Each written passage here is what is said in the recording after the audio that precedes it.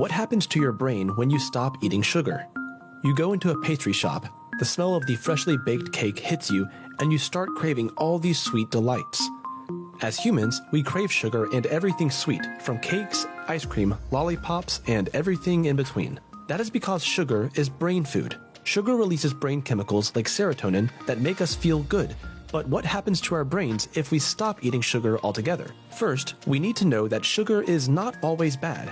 A balanced sugar intake in general does have its benefits. Eating food containing natural sugar provides energy for our muscles. It also keeps our body healthy and our metabolism stable. But a higher consumption of added sugar has its bad side effects. Eating excess refined sugar is shown to affect the liver and the heart, increase food addiction, and lead to obesity. Furthermore, some researchers believe there is an indirect link between sugar and certain types of cancers. But quitting sugar altogether is not that easy and can lead a person to experience multiple uncomfortable symptoms. Some people have reported experiencing headaches, fatigue, and mood swings.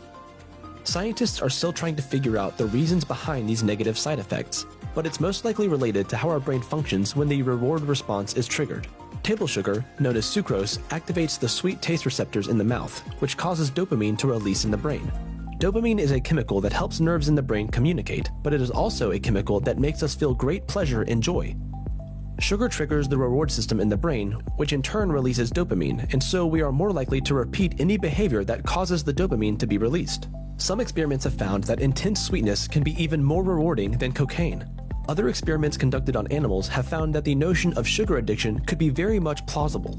They found that these animals experienced induced binging, craving, withdrawal anxiety, and relapses similar to those related to drugs.